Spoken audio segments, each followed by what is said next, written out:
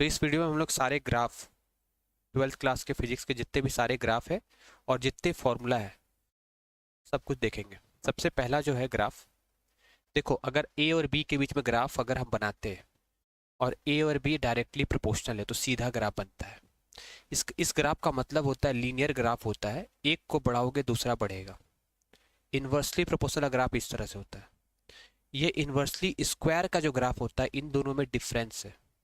ये थोड़ा ऊपर से है और ये और इसके बीच की दूरी होती है, इसके और इसके बीच की दूरी होती है। लेकिन 1/स्क्वायर का अगर हम ग्राफ प्लॉट करते हैं तो इसके बीच की दूरी बहुत कम होती है और ये थोड़ा इस तरह से होती है और ये दोनों नज़दीक होते हैं। और ये ग्राफ इंक्रीजिंग ग्राफ है, मतलब ये बढ़ेगा तो ये ज़्यादा बढ़ेगा, ये थोड़ा सा बढ़ेगा तो ये ज़्यादा बढ़ेगा, तो एक्सपोनेंशियल ग्राफ इसको कहते हैं। और लास्ट ग्राफ जो होता है वो कांस्टेंट ग्राफ है कि आप बी को बढ़ाते जाइए, बी बढ़ते जाएगा लेकिन ए नहीं बढ़ रहा है, ऐसे ग्राफ को हम कांस्टेंट ग्राफ कहते हैं। पहला चैप्टर का जो ग्राफ है इलेक्ट्रिक फील्ड और डिस्टेंस के बीच में, स्क्वायर है इसलिए ऐसा बना है, ये दोनों नज़दीक होंगे। अगर हम डाइपोल के लिए इलेक्ट्रिक फील्ड निकालते थे एक्सियल पॉइंट में, आइडियल केस में, याद करो जो डेरिवेशन किए थे ना, आइडियल केस में यहाँ पर क्यूब आया था शॉर्ट डाइपोल के लिए। तो शॉर्ट डाइपोल के लिए अगर बोलेगा ग्राफ बनाइए तो ये और नज़दीक होंगे। अगर यहाँ प्रोपोर्शनल टू अगर आर रहता ना तो ये सीधा आता, लीनियर आता। मतलब समझ गए मैं क्या बोल रहा हूँ? ऐसा ग्राफ कब बनेगा जब ए और बी इनवर्सली प्रोपोर्शनल होगा, सिर पर से पावर कितना होगा 1। लेकिन स्क्वायर आने से क्या बन जाता है, स्क्वायर आने से कर्व बन जाता है और क्यूब आने से और नज़दीक हो जाएगा। तो ये प्रैक्टिस कर लेना। अब अगर इन दोनों ग्राफ को मिला करके बनाने बोले तो हम बताएं ना, जो सामने वाला रहता है वो 3 वाला रहता है। तो इससे सामने कौन है? 3 वाला। इससे दूर वाला कौन है? स्क्वायर वाला। वैसे ही अब इधर ये सामने है और इधर से अगर देखें तो ये वाला सामने हो जाएगा और ये वाला क्या हो जाएगा? दूर। याद हो गया? कर लेना, ये इंपॉर्टेंट है। एक्स वाले को प्रेफरेंस देना, क्यूब वाला सामने होगा और इधर उल्टा होगा। मतलब यहाँ ये ब्लू वाला सामने है ना इससे, क्यूब वाला, तो यहाँ इससे दूर होगा। ठीक है, ये पॉइंट ऑफ इंटरसेक्शन। तो ये कंपैरिजन हो गया, ये डायपोल के कारण इलेक्ट्रिक फील्ड और डिस्टेंस का, और ये पॉइंट चार्ज के कारण। फिर लीनियर चार्ज डेंसिटी, अगर हम प्रोपोर्शनल वाला निकालते, ये वाला ग्राफ, ये और दूर रहेगा, इन्वर्सली प्रोपोर्शनल है। ये वाला जो हम पढ़ाए थे ना कि एक रॉड है जिसमें लाइन चार्जेस है, इनफाइनाइट चार्जेस है, लॉन्ग है, गॉसियन सरफेस बनाते थे। इसके कारण इलेक्ट्रिक फील्ड बनता था के 2 के लैम्डा लीनियर चार्ज डेंसिटी होता है और आर। तो ये इन्वर्सली प्रोपोर्शनल ग्राफ ऐसे बनाएंगे।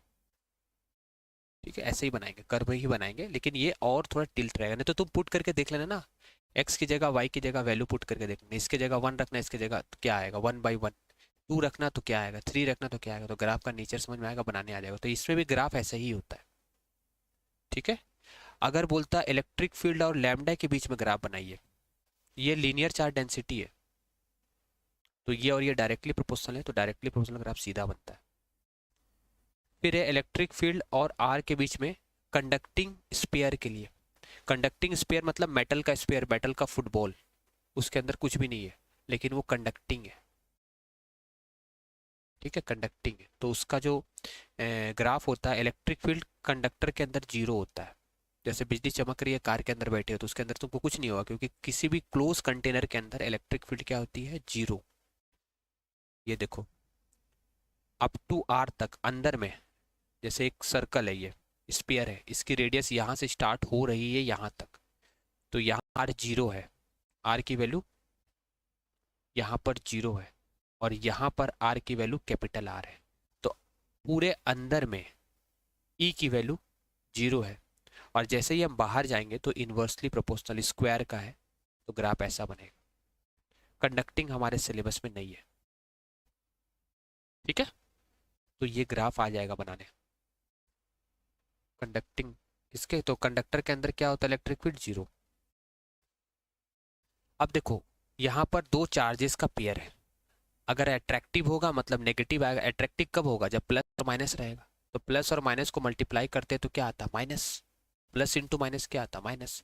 तो अट्रैक्टिव का ग्राफ हमेशा इधर बनता है और रिपल्सिव का ग्राफ हमेशा ऊपर बनता है।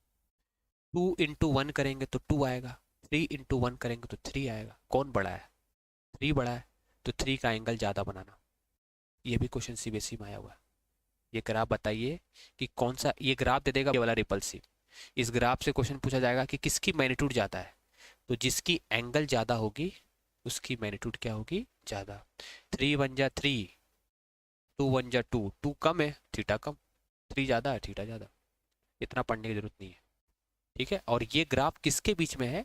Force versus 1/r²। ये चीज़ याद रखना, यहाँ पर r रहता तो ऐसे बनाते हैं, लेकिन r नहीं रह करके अगर 1/r² है तो देखा जाए तो force is proportional to 1/r² हो गया ना। तो इसका ग्राफ कैसा बनेगा? बोलो, इसका ग्राफ क्या बनेगा? लीनियर। क्योंकि हमने यहाँ पर जो चीज लिया है वो 1/r² है। याद हो गया? अगर 1/r² लिखेंगे तो क्या बनाएंगे? सीधा लीनियर ग्राफ। खत्म हो गया कहानी। ये पॉजिटिव चार्ज के कारण इलेक्ट्रिक फील्ड क्या होगा? जैसे डिस्टेंस कम है तो इलेक्ट्रिक फील्ड ज़्यादा है, डिस्टेंस दूर रहेगा तो इलेक्ट्रिक फील्ड क्या हो जाएगा? कम। इसमें वैसे ही है, डिस्टेंस बढ़ाने से इलेक्ट्रिक फील्ड घट रहा है, डिस्टेंस को कम कर रही है, डिस्टेंस कम है तो इलेक्ट्रिक फील्ड ज़्यादा है। तो ये ग्राफ प्रैक्टिस कर लेना। प्लस के लिए इलेक्ट्रिक फील्ड ऐसा होता है, इक्वल है, two equal and opposite charge के कारण ऐसा होता है। एक बार प्रैक्टिस कर लेना इसको, आया है। पोटेंशियल चैप्टर नंबर 2, इसमें potential inversely proportional to R होता है, तो ये ग्राफ ऐसा बनेगा। इलेक्ट्रिक फील्ड और पोटेंशियल का देखा जाए तो इलेक्ट्रिक फील्ड r² में डिपेंड करता है, पोटेंशियल r पे डिपेंड करता है, 1/r पे। तो मैंने बताया जो स्क्वायर रहेगा उसके सामने रहेगा, तो ये इसमें आइडेंटिफाई करने आएगा कौन सा इलेक्ट्रिक फील्ड का ग्राफ है, कौन सा पोटेंशियल का। तो जो सामने रहेगा इलेक्ट्रिक फील्ड, जो दूर रहेगा पोटेंशियल। ये इलेक्ट्रिक पोटेंशियल कंडक्टिंग, ये आता है एग्जाम में ग्राफ बनाने। एक कंडक्टिंग शेल है, जैसा बताया ना मेटल का फुटबॉल है, उसके अंदर पोटेंशियल जीरो नहीं होता है, इलेक्ट्रिक फील्ड जीरो होता है। याद रखना, कंडक्टिंग सेल के अंदर इलेक्ट्रिक फील्ड जीरो होता है, इलेक्ट्रिक पोटेंशियल कांस्टेंट होता है। देखो कितना होता है? कांस्टेंट। कुछ ना कुछ होता है, इलेक्ट्रिक पोटेंशियल कुछ ना कुछ होता है, और वो क्या होता है? कांस्टेंट। और बाहर में तो इनवर्सली प्रोपोर्शनल है। और उसमें क्या हो रहा था? देखो बहुत इंपॉर्टेंट है, सब आ जाएगा। इसमें क्या हो रहा था? अंदर में जीरो और बाहर में r², पर पोटेंशियल 1/ क्या है? पोटेंशियल 1/r है। कैपेसिटेंस और चार्ज के बीच में, तो चार्ज बढ़ाने से कैपेसिटेंस का कोई लेना देना नहीं है। बहुत इंपॉर्टेंट ग्राफ, सी और क्यू के बीच का ग्राफ हमेशा स्ट्रेट होता है। चार्ज को बढ़ाने से कैपेसिटेंस नहीं बढ़ता, एरिया पे डिपेंड करता है, डिस्टेंस पे डिपेंड करता है, ज्योमेट्री पे डिपेंड करता है, चार्ज पे डिपेंड नहीं करता है। कैपेसिटेंस और एरिया डायरेक्टली प्रोपोर्शनल होता है। या देखो ये बढ़ेगा तो ये भी बढ़ेगा। कैपेसिटेंस और डिस्टेंस इनवर्सली प्रोपोर्शनल होता है, ये ऊपर है या नीचे, तो इनवर्सली का ग्राफ नीचे बनाएंगे, ठीक है। और रेडियस पे देखा जाए तो capacitance is proportional to radius. ये नहीं है सिलेबस में, ये वाला नहीं है। करंट इलेक्ट्रिसिटी, वी और आई के बीच का ग्राफ रेजिस्टेंस देता है। जिसकी एंगल ज़्यादा उसकी स्लोप ज़्यादा। हमेशा प्रेफरेंस किसको देंगे? करंट को। हमेशा एंगल किससे मेजर करेंगे? करंट से। अगर करंट यहाँ रहता, वोल्टेज यहाँ रहता, तो भी प्रेफरेंस किसको देते? करंट को। तो बताओ करंट के रिस्पेक्ट में एंगल ज़्यादा किसका? इसका, किसका? ऊपर वाले का। तो रेजिस्टेंस ज़्यादा किसका है? 2 का। Resistance R2 is greater than R1। ये देखो ये ग्राफ जो है यहाँ देख रहे हो, ये ग्राफ बताया जा रहा है कि जब एंगल एक्यूट होता है तो स्लोप पॉजिटिव होता है, जब एंगल ऑप्ट्यूस होता है तो स्लोप नेगेटिव होता है, जब एंगल जीरो होता है, पैरेलल लाइन होती है, तो स्लोप क्या होती है? जीरो। ये टेम्परेचर का ग्राफ बोलेगा कि किसका टेम्परेचर ज़्यादा। जिसकी रेजिस्टेंस ज़्यादा उसकी टेम्परेचर ज़्यादा। रेजिस्टेंस और टेम्परेचर डायरेक्टली प्रोपोर्शनल होता है, ठीक है। मैं बार बार बोल रहा हूँ, किसके रेफरेंस में देखना है?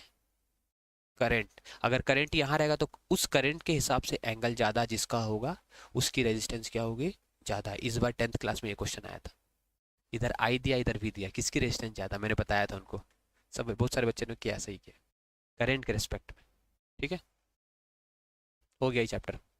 अब ये ओम्स लॉ का ग्राफ सीधा कंडक्टर के लिए इस तरह से होता है, एलॉय के लिए इस तरह से होता है, इलेक्ट्रोलाइट और सेमी कंडक्टर के लिए ऐसे होता है। एलॉय के लिए देखो टेम्परेचर को बढ़ाने से ना रेजिस्टिविटी बढ़ती है और ज़्यादा चेंज नहीं आती है, इंपॉर्टेंट बात है। एलॉय में टेम्परेचर को बढ़ाने से रेजिस्टिविटी में ज़्यादा चेंज नहीं आती है, तभी तो हम मीटर ब्रिज में एलॉय का वायर यूज़ करते हैं, उसकी रेजिस्टिविटी में चेंज नहीं आती। ये ईएमएफ और रेजिस्टेंस, आप बाहर के रेजिस्टेंस को बढ़ाओ, सेल का जो अंदर का जो मैक्सिमम वोल्टेज होता है उसको कहते हैं ईएमएफ। जैसे बाजार से बैटरी खरीद के ला रहे हो, उसके सामने तुम एक बड़ा रजिस्टर रखो चाहे छोटा रजिस्टर रखो, ईएमएफ तो कोई लेना देना नहीं है, ईएमएफ रेजिस्टेंस पे डिपेंड नहीं करता है। मतलब इसको आप बढ़ाते जाइए लेकिन ई हमेशा कांस्टेंट आएगा। अब यहाँ पोटेंशियल और आर पे डिपेंड होता है, जैसे बताए थे ना, ई इज इक्वल टू क्या बोले थे, V is equal to formula होता है V is equal to E minus I R. E हमेशा बड़ा होता है वोल्टेज से। तो अगर इसके और इसके बीच का ग्राफ अगर हम बनाएंगे तो यहाँ देखो ई, इसकी वैल्यू मैक्सिमम कब होगी, वी इज इक्वल टू ई कब होगी, जब ये टर्म क्या होगा, जीरो, यानी आर क्या होगा, जीरो। देखो आर जब जीरो है, यहाँ देखो आर की वैल्यू जब जीरो है तो आर जीरो हो गया, तो वी की वैल्यू क्या आएगी, ई। तो वी की वैल्यू क्या आएगी, ई। ये जीरो ये ई। तो ये इस पे अगर हम ग्राफ बनाएंगे तो सीधा लाइन बनाएंगे, इस पॉइंट को अगर हम मार्क करेंगे तो कैसे करेंगे, सीधा लाइन से। ये ग्राफ पढ़ लेना। फिर है वी और आई के बीच का ग्राफ इंटरसेक्ट होता है, माइनस आर है वी और आई के बीच में। जैसे हम जनरल इक्वेशन जानते हैं Y is equal to M X plus C, इधर देखो जो मैथ्स वाले बच्चे जानते हैं एम एक्स प्लस सी, ठीक है ना। तो यहाँ देखा जाए तो हम यहाँ पर एक्स एक्सिस में किसको माने हैं, वाई एक्सिस में पोटेंशियल है, वाई की जगह क्या लिख देंगे, पोटेंशियल। एक्स एक्सिस में कौन है, देखो एक्स एक्सिस में कौन है, करंट है इस केस में, और ये क्या है, वाई इंटरसेप्ट है, क्या बोलते हैं इसको, वाई इंटरसेप्ट। तो यहाँ पर कंपेयर जब हम कर रहे हैं तो आर बताएगा स्लोप और ई बताएगा वाई इंटरसेप्ट। ई क्या बताएगा, वाई इंटरसेप्ट, ठीक है ना।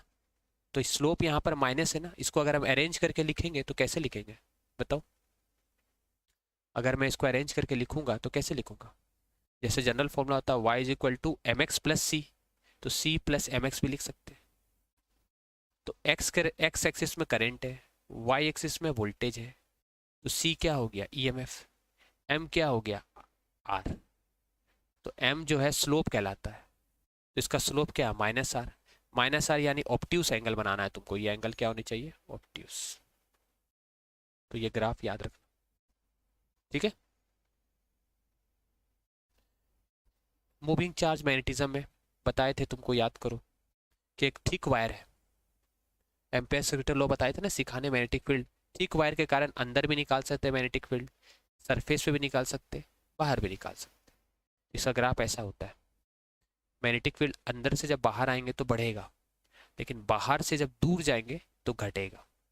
वायर से अगर मोटी सी वायर है उसके सेंटर से सरफेस पे आएंगे तो इलेक्ट्रिक मैग्नेटिक फील्ड बढ़ेगा, और उसके सरफेस से बाहर जाएंगे तो मैग्नेटिक फील्ड घटेगा। तो ये ग्राफ याद रखना किसके लिए है, थिक वायर के लिए कराए थे, ये छोड़ देना। मैग्नेटाइजेशन वाला है तो एम और एच क्यूरी लॉ वाला ग्राफ पढ़ लेना, इसको याद कर लेना एज इट इज। किसके बीच का ग्राफ है, मैग्नेटाइजेशन और एच बाई टी का ग्राफ। ससेप्टिबिलिटी और टेम्परेचर डायमैग्नेटिक के लिए डिपेंड नहीं करता, आ जाएगा, हल्के मत लो, ये ग्राफ आ जाएगा। डायमैग्नेटिक के लिए दोनों का ग्राफ कैसा होता है, कांस्टेंट। पैरामैग्नेटिक में चेंज करता है ससेप्टिबिलिटी टेम्परेचर, ऐसा रट लेना इसको, ठीक है। डायमैग्नेटिक के लिए टेम्परेचर पे डिपेंड नहीं कर रहा है, इसको बढ़ाते जाओ ये फिक्स है, लेकिन पैरामैग्नेटिक में ये चेंज होता है, ये भले नहीं करो चलेगा तो भी, लेकिन कर लेना ना। मैग्नेटाइजेशन और एच बाई टी का ग्राफ ऐसा होता है, ये क्यूरी लो बताता है, कुछ कुछ चीज़ें रट लो, ठीक है। अभी देखो तीन मटेरियल है, आई और एच के बीच का ग्राफ है, तो इसमें बताने आएगा, ग्राफ दे देगा, बोलेगा ए बी सी आइडेंटिफाई करिए। तो देखो ए है थीटा वन, बी है थीटा टू, ये है थीटा थ्री, ठीक है ना। तो ए का हो गया थीटा वन, लो है, बी का क्या है थीटा टू, ज़्यादा है, और डाई का क्या होता है नेगेटिव, रिवर्स में। याद हो गया, फेरो का क्या होगा ज़्यादा, डाई का क्या होगा रिवर्स, और पारा का क्या होगा मीडियम। याद हो गया, फेरो का मैक्सिमम, सबसे ज़्यादा एंगल किसका है, फेरो वाले का एंगल सबसे ज़्यादा, उसके बाद कम, ऐसे, ठीक है। सेल्फ इंडक्टेंस करंट पे डिपेंड नहीं करता, वो तो उसकी प्रॉपर्टी होती कॉइल की, तो करंट को बढ़ाइए एल नहीं बढ़ेगा। सेल्फ इंडक्टेंस ज्योमेट्री पे डिपेंड करता है, तो इसकी डायरेक्टली प्रोपोर्शनल होती है। एरिया को बढ़ाएंगे तो सेल्फ इंडक्टेंस क्या होगा, कॉइल का बढ़ेगा। एसी में ये एसी करंट है, एक्सी और ओमेगा सी का ग्राफ अगर फ्रीक्वेंसी का ग्राफ बनाने आएगा तो एक्सी और फ्रीक्वेंसी इन्वर्सली प्रोपोर्शनल होता है, एक्सएल और फ्रीक्वेंसी डायरेक्टली प्रोपोर्शनल होता है, क्योंकि एक्सएल का फॉर्मूला ओमेगा एल होता है, एक्सी का फॉर्मूला ओमेगा 1/ओमेगा सी होता है। 1/ओमेगा मतलब 1/2πf सी। तो फ्रीक्वेंसी ये क्या है, फ्रीक्वेंसी। तो ये इंपॉर्टेंट ग्राफ है। किसके बीच का ग्राफ है, एक्सी और फ्रीक्वेंसी के बीच में, इन्वर्सली और ये डायरेक्टली। और डीसी करंट का तो करंट चेंज ही नहीं होता टाइम के साथ, तो डीसी का लाइन कैसा बनाना, सीधा। एलसीआर सर्किट में इम्पीडेंस जब करते हैं तो omega is equal to omega not, resonance frequency में देखो इम्पीडेंस कम हो जाता है, इस फ्रीक्वेंसी को रेजोनेंस फ्रीक्वेंसी बोलते हैं। और ये है करंट वर्सेस फ्रीक्वेंसी का, जब रेजिस्टेंस कम हो जाएगा तो करंट क्या हो जाएगा, मैक्सिमम। तो देखो ये सबसे कम है यहाँ पर रेजिस्टेंस, इम्पीडेंस मतलब रेजिस्टेंस, तो जहाँ इम्पीडेंस कम होगा वहां पर मैक्सिमम क्या होगा, करंट। तो ये कम, इसका उल्टा ज्यादा। जब कैपेसिटर को चार्ज करते हैं, ये तो छोड़ ही दो, ठीक है, क्यू आर। फिर ये ईएम वेव का ग्राफ, एक्स एक्सिस में इलेक्ट्रिक फील्ड, वाई में मैग्नेटिक फील्ड, जेड में डायरेक्शन। ये है एंगल ऑफ डेविएशन वाला प्रिज्म का, हम लोग ये प्रैक्टिकल भी किए थे ना। मिनिमम डेविएशन यहाँ निकलता है, ये पॉइंट हमको लोग 4 पॉइंट से फ्रीली हैंड से ये करते हैं, और इस समय आई और ई क्या होता है, सेम होता है। ये है डिफ्रैक्शन का ग्राफ। डिफ्रैक्शन में जो फ्रिंज बनते हैं इस तरह के बनते हैं, बहुत आसान है। देखो सेंटर पे ज़्यादा लाइट बनेगा और यहाँ कम, यहाँ कम, यहाँ कम, इसको बोलते हैं सेंट्रल ब्राइट।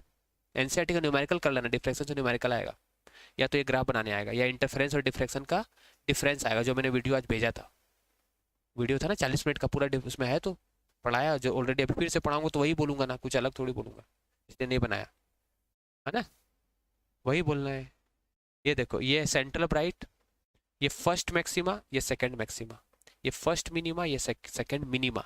जब डाउन आता तो मिनिमा, पीक आता तो मैक्सिमा। इसमें इसको सेंट्रल ब्राइट कहते हैं और इसको maxima, first maxima second maxima. First, इसको सेंट्रल ब्राइट लिख दे रहा हूं, क्या कहते हैं इसको, सेंट्रल ब्राइट। और इसको क्या कहेंगे, first secondary, first secondary maxima. इसको क्या बोलेंगे, फर्स्ट मिनिमा, फर्स्ट। बस ऐसे ग्राफ बनाना है, ये अगर याद कर पाओगे तो कर लेना, ठीक है, कर लेना ना याद। यहाँ 0 λ/2, ये पार्ट डिफरेंस, ये एंगुलर पोजीशन पे है और ये पार्ट डिफरेंस पे, ये दोनों याद ही कर लेना। कितना टाइम लगेगा। इंटेंसिटी देखो YDSE में जो फ्रिंज विड्थ बनते हैं ना, ये तो डिफ्रैक्शन का था, किसका है, और ये है इंटरफेरेंस का। इंटरफेरेंस में फ्रिंज विड्थ सबकी देखो, इधर देखो, सबकी फ्रिंज विड्थ सेम है, सबकी फ्रिंज विड्थ सेम। इसको बोलते हैं ब्राइट, इसको बोलते हैं dark, consecutive bright consecutive dark fringe बनते हैं, ठीक है। ये इंटरफेरेंस हो गया। डुअल नेचर का ग्राफ देख लो, बंद कर देना इसको। डुअल नेचर में ग्राफ जो है, काइनेटिक एनर्जी और फ्रीक्वेंसी हमेशा आपस में डायरेक्टली प्रोपोर्शनल होते हैं। एफ मतलब फ्रीक्वेंसी, जितनी फ्रीक्वेंसी ज्यादा होगी उतनी काइनेटिक एनर्जी क्या होगी, ज्यादा होगी। याद हो गया, याद हो गया ना। Kinetic energy directly proportional to frequency. और एक मिनिमम फ्रीक्वेंसी होती है, इसको हम कहते हैं थ्रेशोल्ड फ्रीक्वेंसी। ये वाला बनाना, ये वाला नहीं बनाना, जीरो से स्टार्ट नहीं होता है, यहां से स्टार्ट होता है। काइनेटिक एनर्जी इंटेंसिटी पर डिपेंड नहीं करता है, बहुत बड़ी बात है, रट लेना ये सब लाइन, वर्ड ही याद कर लेना। काइनेटिक एनर्जी इंटेंसिटी पर डिपेंड नहीं करता। आप इंटेंसिटी को बढ़ाइए तो उसकी एनर्जी थोड़ी बढ़ेगी, इंटेंसिटी को बढ़ाने से करंट बढ़ेगा। देखो लिखा है ना, इंटेंसिटी को बढ़ाने से क्या बढ़ता है, ये इंपॉर्टेंट ग्राफ है, इधर देखो। इंटेंसिटी को बढ़ाने से फोटोइलेक्ट्रिक करंट बढ़ता है, डायरेक्टली प्रोपोर्शनल। सुन लो ध्यान से, यही तो पढ़ना, और क्या आएगा, एक एक मार्क्स का। कल ये पढ़ाए थे, देखो फोटोइलेक्ट्रिक करंट किस पे डिपेंड करती है, स्टॉपिंग पोटेंशियल डिपेंड करती है फ्रीक्वेंसी पे, लिख देना। स्टॉपिंग पोटेंशियल डिपेंड करती है फ्रीक्वेंसी पे। SPF, SPDF पढ़े थे ना हाइब्रिडाइजेशन में। SPF स्टॉपिंग पोटेंशियल डिपेंड करती है फ्रीक्वेंसी पे। जितनी ज़्यादा फ्रीक्वेंसी होगी, फ्रीक्वेंसी का सिंबल ये होता है, जितनी ज़्यादा होगी उसके लिए ज़्यादा स्टॉपिंग पोटेंशियल लगाना पड़ेगा।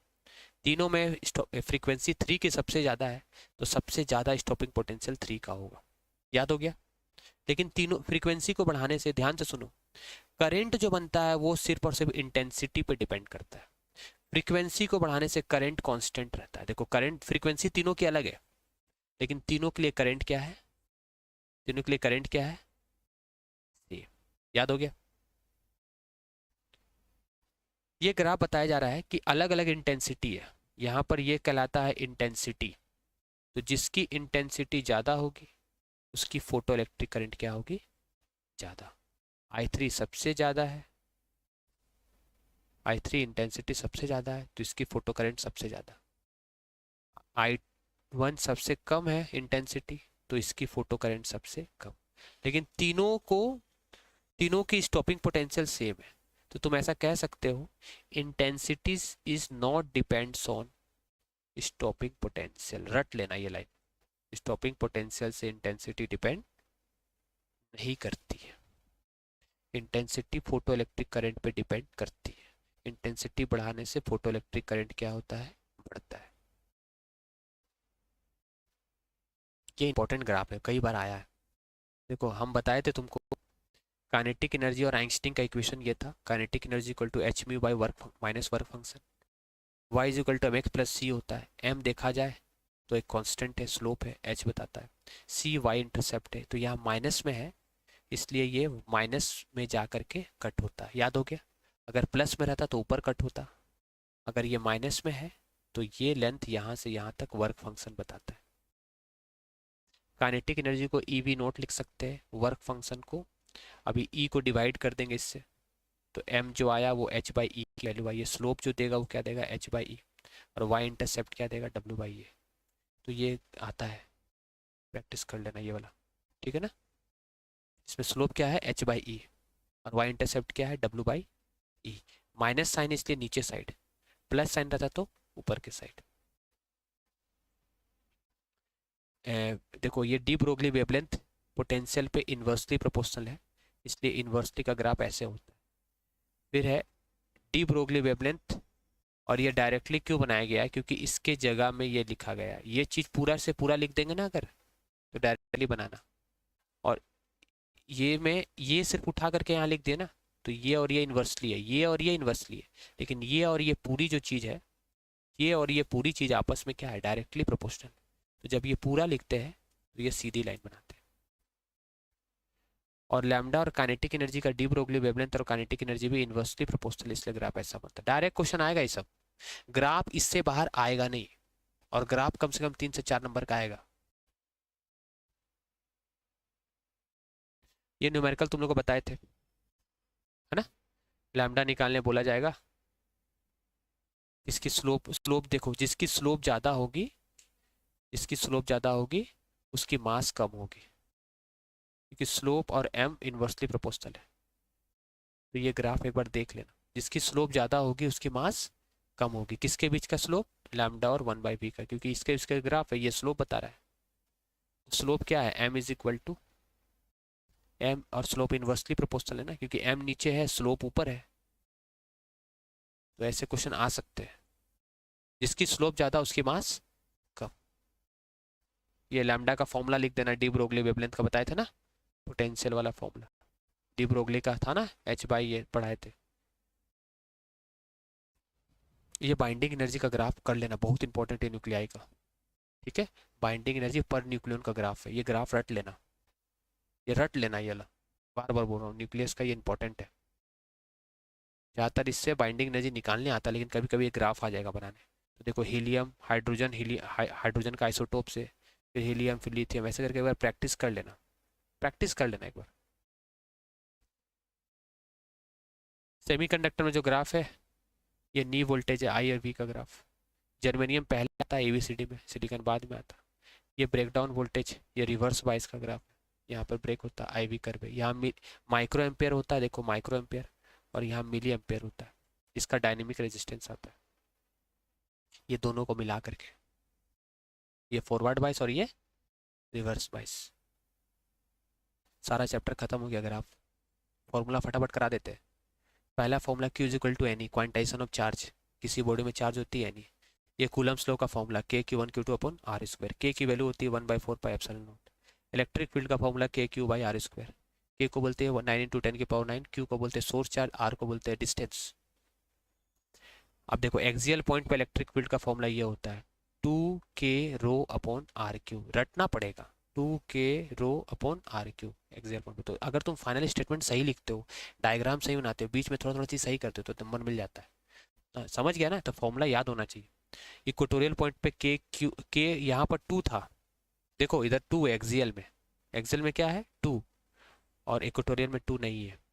फ्लक्स का फॉर्मूला होता है flux equal to cyclic integral क्या EDS, थीटा होता है angle between E and delta. Gauss law होता है phi is equal to Q by epsilon not.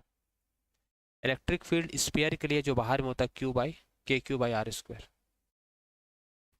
Electric field sphere के सरफेस में अगर निकालना तो सिग्मा एप्सिलॉन नॉट।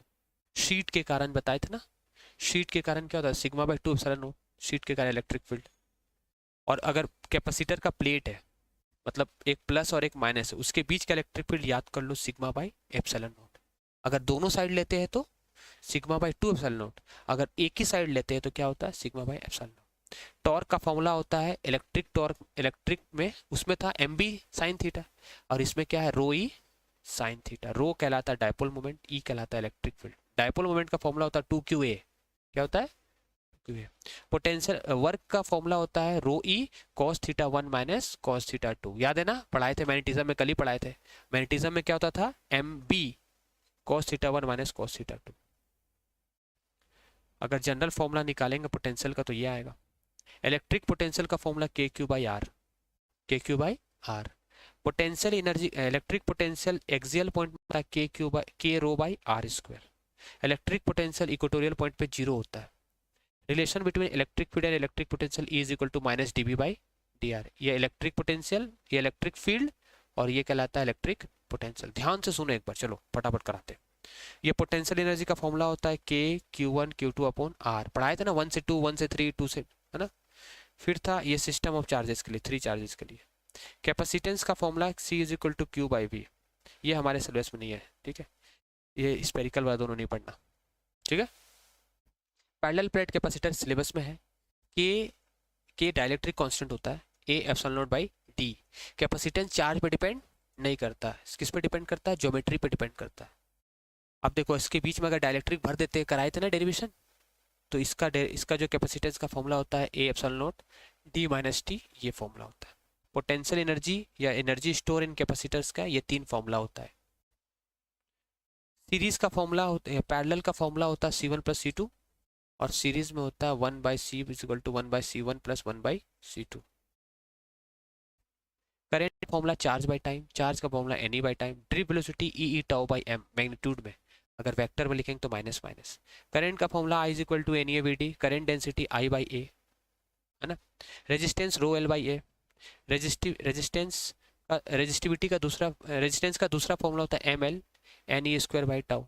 रेजिस्टिविटी का फॉर्मूला रट लो, MNE square by tau, tau को कहते हैं रिलैक्सेशन टाइम, है ना, रेजिस्टिविटी है। Conductance 1 by reciprocal of resistance, conductivity resistivity का। करंट डेंसिटी ओम्स लॉ है वेक्टर फॉर्म में 1 मार्क्स, वेक्टर फॉर्म में 1 marks, J is equal to sigma I, Ohm's law in vector form. Mobility होता है drift velocity by electric field, ये कल पढ़ाए थे ना अल्फा का, R2 minus R1 T2 minus T1 upon R1। Power का फॉर्मूला VI, सीरीज में I स्क्वायर R पुट करना, पैरेलल में V square by R put करना है। Joule's law H is equal to I square RT। KCL का formula होता है summation of I is equal to 0 at junction. KVL summation of delta V या summation of E is equal to summation of IR, यही close loop के लिए apply होता है, और इसको लूप लॉ भी कहते हैं और किरचॉफ वोल्टेज लॉ भी कहते हैं। एक और बात याद रखना, KCL बेस्ड होता है law of conservation of charge पे, किस पे डिपेंड होता है, law of conservation of charge, याद रखना चार्ज से करंट बनता है, तो केसीएल किस पे बेस्ड है, law of conservation of charge, और ये है law of conservation of energy, KVL KCL, याद रखना difference, law of conservation of energy. ये Wheatstone bridge P by Q is equal to R by S, R is equal to E by we minus internal resistance का formula होता है, ये internal resistance का formula R है ना। फिर series में ऐड करते हैं, पैरेलल में तो पता ही है तुमको। इलेक्ट्रोमोटिव फोर्स ईएमएफ का formula E is equal to V plus I R, ठीक है। टोटल ईएमएफ अगर सीरीज में करेंगे तो जोड़ देंगे, पैरेलल में होता है E one R two plus E two R one upon R one plus R two. Maximum current series combination में फॉर्मूला होता है N E by N R plus R, ये हम डेरिवेशन करवा चुके हैं। मैक्सिमम के लिए ये कंडीशन होगा, इंटरनल रेजिस्टेंस जीरो हो जाएगा, और ये सीरीज कॉम्बिनेशन में करंट का मैक्सिमम, ये भी डेरिवेशन करवाया है, तो ये फॉर्मूला कम से कम रट लेना, ठीक है ना, मैक्सिमम करंट का। Moving charge magnetism Lorentz force क्या था, Q V B sine theta, vector में लिखे तो Q V cross B. Time period electron गोल घूमता है तो टाइम पीरियड होता है, टाइम पीरियड का फॉर्मूला होता है 2 pi M upon Q B. Frequency का फॉर्मूला इसका reciprocal, radius M B by Q B. Kinetic energy half R, kinetic energy क्या था, क्यू वी बी आर, ठीक है, Q V B R. Biot's orbital law था mu not by 4 pi ideal sine theta by R square, ठीक है। एक circular loop के कारण मैग्नेटिक फील्ड क्या होता है, mu not N I by 2 R, रट लो। ये क्या है, किसके लिए, magnetic field due to concentric circular loop, एक लूप है उसके कारण मैग्नेटिक फील्ड क्या होता है, यहाँ पाई नहीं होता है, लेकिन अगर स्ट्रेट कंडक्टर रहता तो उसके कारण क्या होता था, यहाँ पर नीचे में क्या आता था, 2 पाई आर आता था, mu not N I by 2 pi R आता था, याद हो रहा ना। स्ट्रेट रॉड के कारण मैग्नेटिक फील्ड नीचे में 2 पाई आ रहा था, लेकिन अगर आपके पास सर्कल है, वायर का लूप है, तो इसके कारण मैग्नेटिक फील्ड कितना होता है, इतना। एन क्या कहलाता है, number of turns, mu naught permeability, I क्या होती है, करंट, आर होती है रेडियस। ये एक्सियल पॉइंट का फॉर्मूला याद कर लेना, कर पाओगे तो कर लेना, ये वाला ये उतना इंपॉर्टेंट नहीं है। अब आ जाओ, स्ट्रेट के लिए सिलेबस में नहीं है, ठीक है, ये सब नहीं है। एम्पेयर सर्किटल लॉ है, B dot D L is equal to mu not I enclosed, B I L sine theta ना, बताया था derivation, force experience by current carrying conductor in magnetic field, B I L sine theta. फिर है force between two parallel plate conductor, दोनों में current same direction में जा रहा, तो क्या लगता था, अट्रैक्टिव। अपोजिट में क्या होगा, रिपल्सिव। दोनों एक जैसे है तो क्या होगा, अट्रैक्शन, अपोजिट में रिपल्सन। फोर्स का फॉर्मूला होता था म्यू नॉट 4 पाई, ये फोर्स पर यूनिट लेंथ का फॉर्मूला कराए थे, था ना, force between two current carrying conductor क्या होता है, mu not by 4 pi 2 I1 I2 upon D, याद कर लेना। टॉर्क का फॉर्मूला होता है बीना साइन थीटा। कोई भी लूप को अगर हम मैग्नेटिक फील्ड में रखते हैं, जैसे गैल्वेनोमीटर इसी प्रिंसिपल पे वर्क करता है ना, restoring torque is equal to applied torque, torque का फॉर्मूला क्या होता है, बीना साइन थीटा। कॉइल को अगर मैग्नेटिक फील्ड में रखेंगे तो क्या होगा, B I N A, torque उस पर जनरेट होगा। आई एन ए कल बताए थे, मैग्नेटिक डायपोल मोमेंट होता है। गैल्वेनोमीटर को एमीटर बनाना, देखो ट्रिक बता दे रहे, ये 1 मार्क्स क्वेश्चन आएगा, जी ए पी गैप याद रखना। गैल्वेनोमीटर टू एमीटर बनाना है, गैल्वेनोमीटर टू एमीटर बनाना है, तो पी मतलब होता है पैरेलल, क्या होता है पी में, पैरेलल। पैरेलल में लो रेजिस्टेंस को लगा दो, जिसको हम शंट कहते हैं, इसको हम क्या कहते हैं, शंट। और मेरा एक दोस्त है G B S Suresh, galvanometer को वोल्ट मीटर बनाना है, तो एस का मतलब होता है सीरीज में हाई रेजिस्टेंस लगा दो, क्या 1 मार्क्स क्वेश्चन, क्या लगा दो, हाई रेजिस्टेंस। पैरेलल में लो, सीरीज में हाई रेजिस्टेंस, ठीक है। अब इसका शंट का फॉर्मूला क्या होता है, याद कर लेना, आई जी इंटू जी, आई माइनस आई जी। इसका न्यूमेरिकल जब बनाते हैं तो कंफ्यूज मत होना, आई हमेशा ज़्यादा होता है, आई जी की वैल्यू क्या होती है, कम होती है। जैसे रेंज बोलेगा 5 एम्पेयर की करंट बनानी है, तो इसमें 5 जो होगा वो आई की वैल्यू होगी, आई जी की वैल्यू मिली एम्पेयर में होती है, क्योंकि करंट जो गैल्वेनोमीटर से आता है बहुत कम होता है। तो तुम क्वेश्चन देख के समझ जाना शंट निकालने में कि आई दिया गया है, और जी को क्या कहते हैं, रेजिस्टेंस ऑफ गैल्वेनोमीटर। उसी तरह हाई रेजिस्टेंस जो हम कनेक्ट करते हैं उसकी फॉर्मूला होती है V by I G minus R. अब आ जाओ, डिफ्लेक्शन करंट सेंसिटिविटी होता है 5 बाई आई, एन बी ना डिवाइड बाई के आई, तो आई आई कट जाएगा, N A B by K, इसको बोलते हैं करंट सेंसिटिविटी। वोल्टेज सेंसिटिविटी होता है B N A upon K R, मतलब करंट को डिवाइड कर देंगे रेजिस्टेंस से तो आ जाएगा। और देखो B N A is equal to K phi, यही प्रिंसिपल पे वर्क करता है moving coil galvanometer. B N A is equal to K phi पे कौन वर्क करता है? Moving coil galvanometer. मैग्नेटिज्म में आ जाओ, इधर देखो, इधर देखो, जल्दी देखो। मैग्नेटिक डायपोल मोमेंट का फॉर्मूला कल बताया था ना, पोल स्ट्रेंथ इनटू 2L, कल बताए थे ना। फिर बताए थे मैग्नेटिक डायपोल मोमेंट का फॉर्मूला NIA भी होता है। H का formula B note by mu naught, ये इंटेंसिटी ऑफ मैग्नेटाइजेशन का M/V। ये सब फॉर्मूला देख लेना, इतना इंपॉर्टेंट नहीं है ये। गॉस तो मैग्नेटिज्म में जीरो होता ही है, ठीक है। टाइम पीरियड बताए थे, बार मैग्नेट का डिराइव करके बताए थे, 2π√I बाई क्या, I/mb। ये एक्सियल पॉइंट पे मैग्नेटिक फील्ड, ये इक्वेटोरियल पॉइंट पे मैग्नेटिक फील्ड। फिर बताए थे टॉर्क का फॉर्मूला होता था MB sin थीटा, मैग्नेटिज्म में टॉर्क का फॉर्मूला क्या होता था? MB sin theta. और वर्क का formula MB cos theta 1 minus cos theta 2। वहाँ इलेक्ट्रिक फील्ड था, यहाँ कौन है?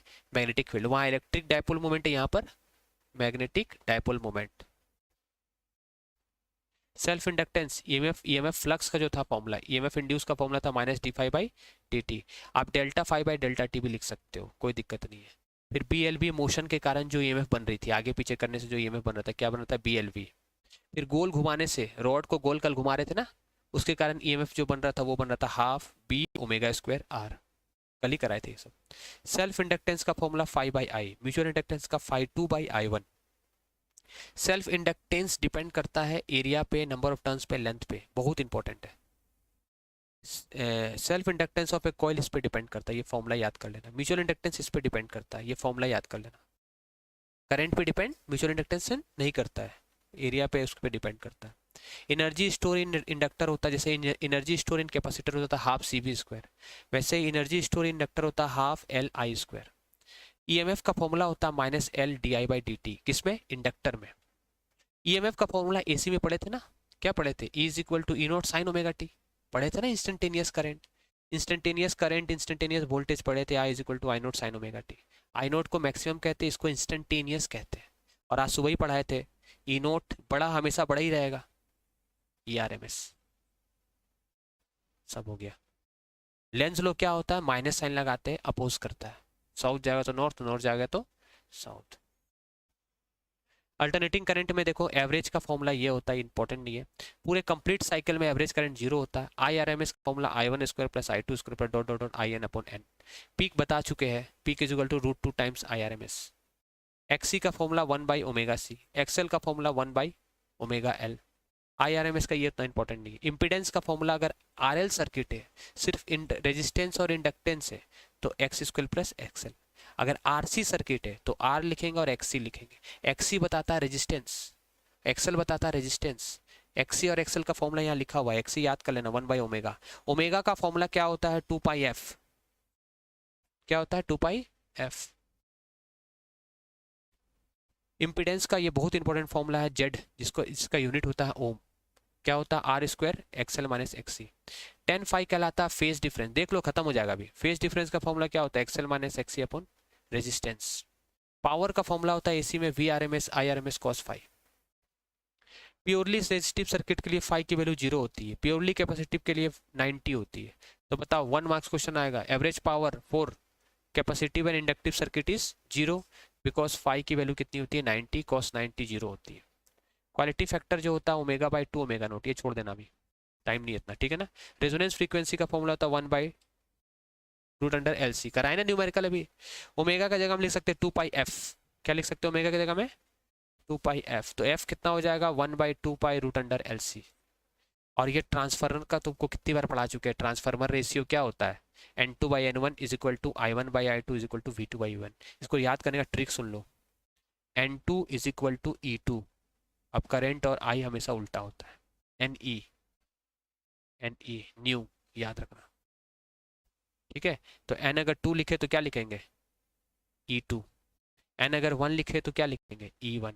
और करंट और वोल्टेज हमेशा आपस में क्या होता है? इनवर्सली प्रोपोर्शनल होता है, ठीक है। AC खत्म। इलेक्ट्रोमैग्नेटिक वेव में ये जस्ट पढ़ाए थे फॉर्मूला C = 1/√μ0। डिस्प्लेसमेंट करंट का ये formula ε0 d∅e/dt। Angular wave number 2π/λ, कल ही पढ़ा है। Electrostatic energy 1/4 ε0 E²। Magnetic energy B02² 4πε0। Poynting vector बताए थे कल, E cross B upon 2 epsilon naught. Relation between E B and C, C is equal to क्या होता था, क्या होता, C is equal to E by B. देखो C A B C D, E B, C is equal to E B, E by B. उल्टा मत कर देना एग्जाम में। के बी सी होता ना, के को हटा दो, ई बी सी, ठीक है, E is equal to B C. और ई नोट लिखेगा तो यहाँ बी नोट लिखना, बस खत्म कहानी। पॉइंट इसका मोमेंटम का फॉर्मूला होता है energy by speed of light, intensity of half epsilon naught eta square C. जितना याद कर पाओगे कर लेना, जो जो मेन है मैं बोल दे रहा हूँ। मैक्सवेल के 4 equation, fundamental equation, Gauss law in electrostatic कल ही पढ़ा है, मैग्नेटिज्म, एम्पेयर सर्किट लॉ में डिस्प्लेसमेंट करंट के साथ साथ कौन आता है, कंडक्शन करंट। फैराडे के लॉ होता था minus d phi by d t. यहाँ पर फ्लक्स को हटा दिया गया, यहाँ पर इसने पहले था फैराडे का सिंपल, फैराडे का लॉ था फ्लक्स, लेकिन मैक्सवेल ने इसमें क्या इंट्रोड्यूस कर दिया, cyclic integral of E dot क्या डीएल। ये तो कल ही पढ़ाए थे। अब आ जाओ रे ऑप्टिक्स। फोकल लेंथ और ये क्या होता है, डबल होता है। Mirror formula plus, lens formula minus. Mirror का मैग्निफिकेशन माइनस, लेंस का मैग्निफिकेशन प्लस। मैग्निफिकेशन पॉजिटिव यानी वर्चुअल, मैग्निफिकेशन नेगेटिव यानी रियल। कनकेव लेंस का, कनकेव का नेगेटिव होता है, कॉन्वेक्स का क्या होता है, फोकल लेंथ पॉजिटिव, हमेशा याद रखना। M0 M1 आ गया सेम साइज, ग्रेटर देन 1 मतलब इमेज की साइज बड़ी, लेस देन 1 इमेज की साइज छोटी। Lens maker formula 1 by F is equal to पढ़ाए थे ना, mu two by mu one minus one bracket 1 by R1 minus 1 by R2। अगर air है म्यू वन, कल ही पढ़ाए, म्यू वन अगर एयर है तो उसको 1 मान लेंगे, ये फॉर्मूला हो जाएगा। मोस्ट इंपॉर्टेंट क्वेश्चन इससे आता है लेंस मेकर फॉर्मूला से। अब देखो refraction through curve surface, mu two by we minus mu one by u, कराए थे ना डेंसर से, रेयर से डेंसर वाला फॉर्मूला कर्व सरफेस से, तो ये इंपॉर्टेंट है। रेयर और वही अगर डेंसर से रेयर होता तो म्यू टू की जगह क्या लिख देते, म्यू वन, और म्यू वन की जगह क्या लिख देते, म्यू टू। यहाँ म्यू वन नहीं लिखा गया, क्यों नहीं लिखा गया कोई बता सकता है, क्योंकि ये एयर है, एयर का रिफ्रैक्टिव इंडेक्स कितना होता है, 1 होता है। सब हो गया तुम्हारा खत्म। लो, कॉम्बिनेशन ऑफ फोकल लेंथ, कई लेंसेस है, उनका फोकल लेंथ क्या होगा, 1 by F is equal to 1 by F one plus 1 by F two. Concave का फोकल लेंथ नेगेटिव, कॉन्वेक्स का focal length positive. Power of combination of lens directly ये कर देना। पावर का दूसरा फॉर्मूला होता है 100 बाई एफ, एफ किस में होनी चाहिए, सेंटीमीटर में होनी चाहिए फोकल लेंथ। रिफ्रैक्टिव इंडेक्स दो चीज का रेशियो होता है, speed of light in medium, sorry air to that of medium, M याद रखना, ऊपर में ए नीचे में एम। किसकी रेशियो होती है, speed of light in air और vacuum divide by speed of light in medium. Refractive index real depth, ये सिलेबस में नहीं है, मत पढ़ना, ठीक है, ये वाला रियल डेप्थ अपरेंट डेप्थ नहीं है। ये रिफ्रैक्टिव इंडेक्स और क्रिटिकल एंगल इनवर्सली प्रोपोर्शनल होता है, mu is equal to 1 by sine C, खत्म हो गया बस, ये नहीं पढ़ना है। ये पढ़ाए थे ना, रिफ्रैक्टिव इंडेक्स ऑफ प्रिज्म होता है sine A plus delta by 2 sine A by 2। This prism formula से हम रिफ्रैक्टिव इंडेक्स निकालते थे। ये छोड़ देना, अभी कर पाओगे तो कर लेना। अब ये हो गया सिंपल माइक्रोस्कोप का magnifying power 1 plus D by F, जब इमेज बनती है least distance of distinct vision पे, इन्फिनिटी पे बनती है तो D by F. Compound microscope का जब लीस्ट डिस्टेंस पे बनती है तो ये फॉर्मूला है, और इन्फिनिटी पे बनती है तो ये फॉर्मूला। ट्यूब लेंथ होता है, ट्यूब लेंथ मतलब दो लेंस के बीच का जो डिस्टेंस होता है वो v o plus f e होता है, याद कर लेना। उसी तरह टेलीस्कोप का होता है minus f o by f e. D को कहते हैं least distance of distinct vision. जब तुम फॉर्मूला का यूज़ करो तो इसमें तुमको साइन कन्वेंशन नहीं लेना है, क्योंकि तुमने ऑलरेडी साइन कन्वेंशन करके बनाया है, तो इवन तुमको फॉर्मूला भी याद है, तुम बहुत कुछ कर पाओगे, ठीक है, सारा ही फॉर्मूला खेल है।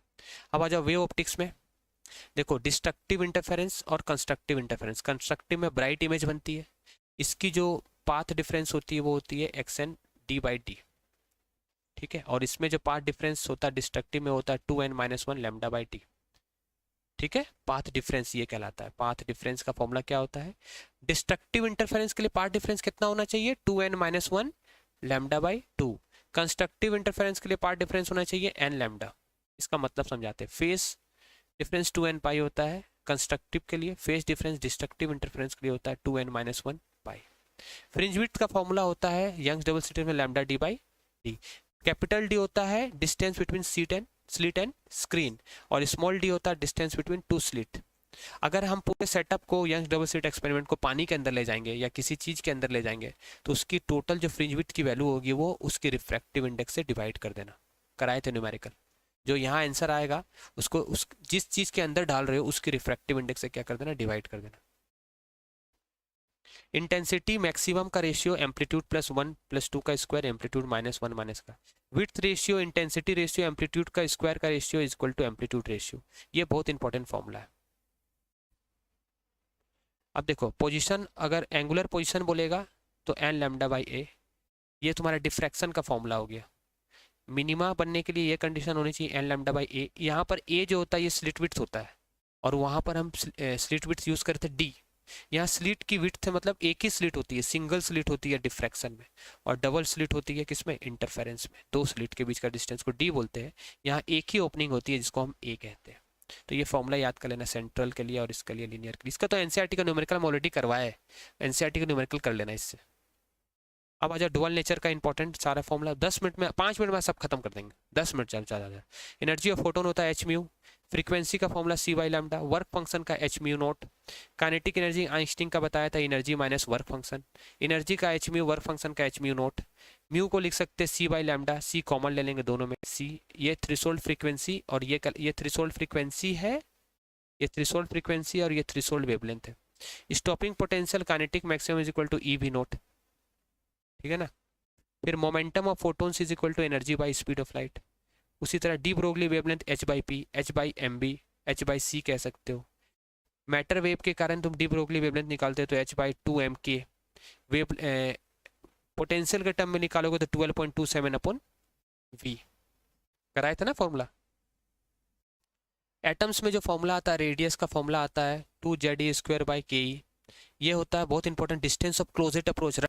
डिस्टेंस ऑफ क्लोजेट अप्रोच का ये फॉर्मूला रट लेना। जेड ये होती है चार्ज ऑफ इलेक्ट्रॉन, के होती है क्या 9 × 10⁹, के ही होती है काइनेटिक एनर्जी। बी होता है इम्पैक्ट पैरामीटर, इम्पैक्ट पैरामीटर का ये फॉर्मूला होता है। स्कैटरिंग एंगल थीटा होती है। रदरफोर्ड में फिर होता है बोर का क्वांटाइजेशन में बताया गया L is equal to NH by 2π। L को कहते हैं angular momentum, angular momentum is equal to NH by 2π। अब फ्रीक्वेंसी वाला बताए थे कि हायर से लोअर में जाती है तो एनर्जी क्या होती है, रिलीज होती है ना, एच म्यू होती है। इसी को क्या बोलते हैं, एनर्जी। एच को बोलते हैं प्लैंक कांस्टेंट। हायर से लोअर में जंप करती है तो। अब नंबर ऑफ ट्रांजिशन का एनसीईआरटी का न्यूमेरिकल करवाए थे, कितने ट्रांजिशन होंगे, n ब्रैकेट n माइनस 1/2, सारा फॉर्मूला है इसमें।